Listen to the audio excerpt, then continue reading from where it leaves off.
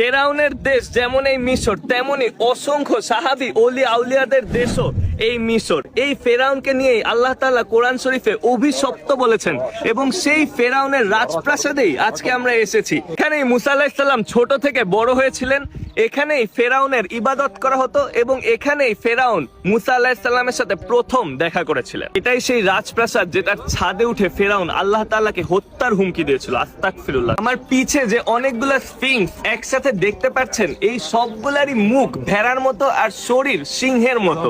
এটাই ছিল সেই ফেরাউনের রাজপথ। এখান দিয়ে সে হেঁটে যেত এবং দুই দিকে গার্ডস দাঁড়িয়ে থাকতো। এমনকি এই রাজপথেই ফেরাউনের সব গ্র্যান্ড পার্টি এবং ইভেন্টস হতো। আর একটু সামনে যেই আমি আপনাদেরকে দেখাবো নিচে যেখানে ফেরাউনের মূর্তি আছে, আপনারা ওখান থেকে দেখতে পারবেন যে ফেরাউন দেখতে কেমন ছিল, যেই ফেরাউন আমাদের কোরআন শরীফে বর্ণিত আছে। প্রতিটা স্ফিংস এর নিচে আপনারা দেখতে পারবেন ফেরাউনের মূর্তি আছে।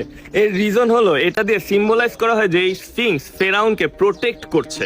আপনি যদি দি গ্রেট স্ফিংস দেখেন, দেখবেন যে ওটা সেকেন্ড বড় পিরামিডের সামনে বানানো হয়েছে। এর রিজন হলো তখনকার মানুষ ওই দি গ্রেট স্ফিংস কে বানাইছিল সেই রাজাকে প্রোটেক্ট করার জন্য। বন্ধুরা, আমার পিছনে আপনারা যেই দুইটা বড় দেয়াল দেখতে পারতেছেন, এই দুইটা দেয়ালের কথা আমাদের কোরআন শরীফে সূরা আল কাসাসে বর্ণিত রয়েছে। বলা হয় যে ফেরাউন এই দুইটা দেয়াল তার প্রিয় উপদেষ্টা হামানকে দিয়ে বানিয়েছিল।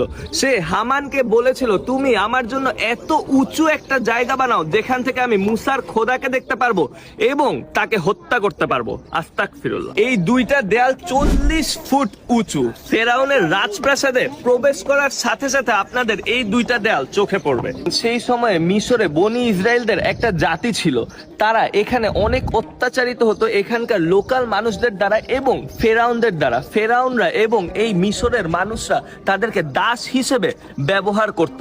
তখনই আল্লাহ তাআলা হেদায়েতের জন্য এই পৃথিবীতে মুসা আলাইহিস সালামকে পাঠিয়েছিলেন। আমার পিছনে যেই মূর্তিটা দেখতে পাচ্ছেন, এটাই সেই ফেরাউনের মূর্তি যাকে নিয়ে আমাদের কোরআন শরীফে বর্ণিত আছে। এটাই সেই ফেরাউন। আর সেই ফেরাউন ছিল কিং রামসেস II।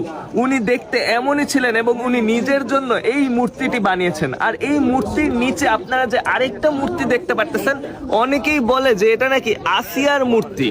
ফেরাউনের নাকি টোটাল 36টা ওয়াইফ ছিল, আর তার মধ্যে ওনার সব থেকে প্রিয় ওয়াইফ ছিল আসিয়া।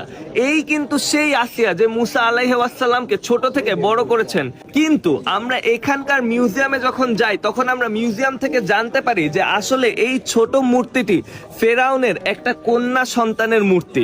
আর ঠিক আপনারা তার অপোজিট সাইডে যেই মূর্তিটা দেখতে পারবেন, এটা হচ্ছে আখনাতুনের মূর্তি। আখনাতুন ছিল সেই ফেরাউন যে প্রথম ইসলাম ধর্ম গ্রহণ করেছিলেন।